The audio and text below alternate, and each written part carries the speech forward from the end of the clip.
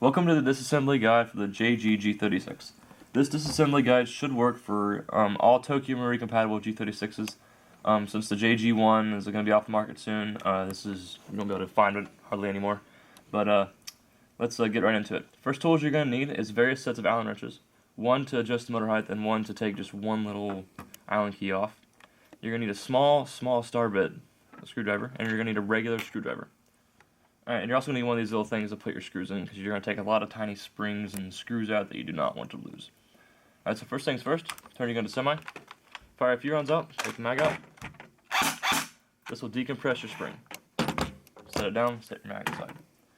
Now take the handguard off, set it aside, take your battery out, set it aside, turn your gun over, take your screwdriver and unscrew the screws.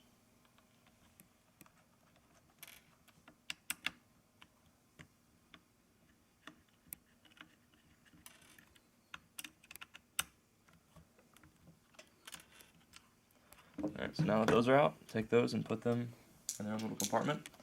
Flip it back over and punch the screws through.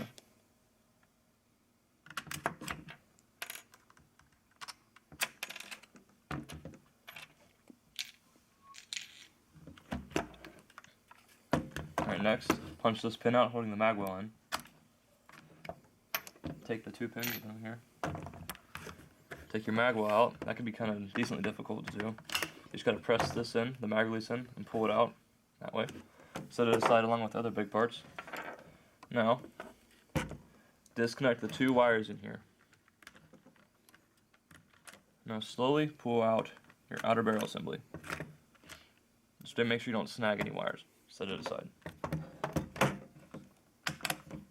Fold the stock in, take your Allen key that fits, and take it out.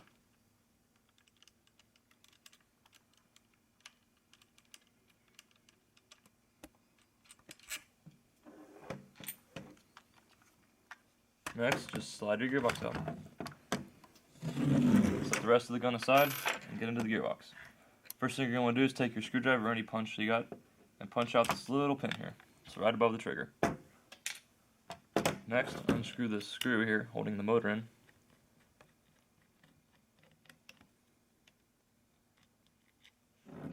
Set it aside into a compartment. Now set your gun to semi and slowly pull it out. Make sure you have the selector switch way facing towards you so you don't tear up the selector switch. Alright, next, watch your wires and try to guide them over top. And watch this trigger right here. If you're pulling it out without holding the trigger in, it could knock this spring out. The spring isn't necessarily vital, it's just a spring that you don't want to lose. And slowly slide it out.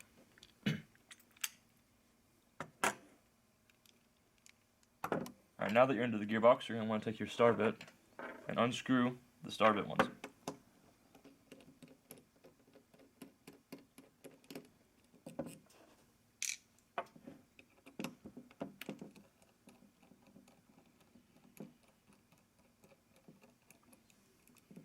Majority of these screws are compatible with each other, so you don't necessarily have to remember which one goes where.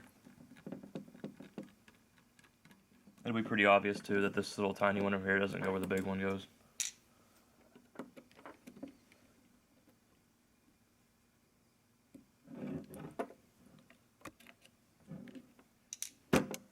Next, we want to take out the motor. This takes the screwdriver, regular screwdriver.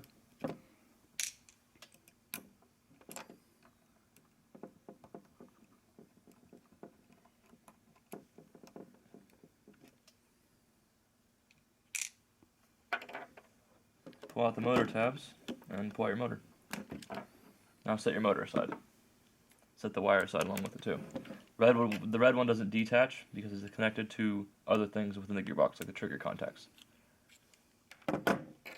Next, take your screwdriver and unscrew this tiny little screw right here. Don't lose this one. It's very tiny. Next, hold this spring in right here and pull this out. This spring doesn't have a lot of tension on it, but it could still go flying, and that would not be good. Set these two aside into a compartment to where you cannot lose them. Take off this piece right here. It's on top of the gearbox. Set it aside along with the motor.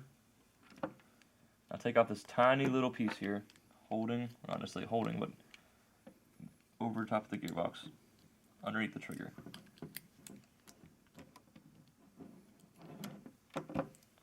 I like to set it in a compartment. It's not necessarily necessary, but I like to do it.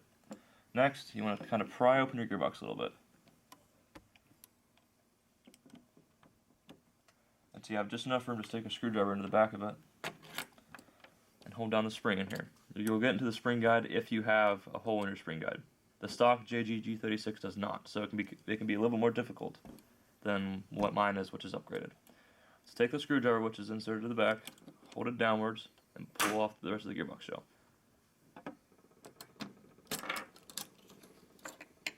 Next, push the tappet plate back, and pull out the bevel, so you can kind of, if this happened to you, just take all the stress off of your tappet plate, so you don't break it.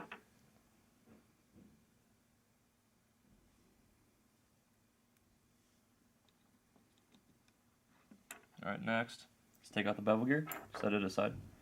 The anti-reversal latch, set it along with the bevel gear. Take out the upper assembly, just pop this little spring right here. Everything should slide out pretty easily, just like that. If you lost place of any shims, put them back on top, or unless you're like re-shimming or something. Set the trigger aside along with that spring. Take the sector gear out, set it aside. Take the spur gear out and set it aside. Check for any shims on the other side of the gearbox. Alright, now your gearbox is disassembled and you're free to do anything you want to it. You're free to re-shim, you're free to correct the AOE, do anything you want, re-grease, install upgrade parts, whatever you want.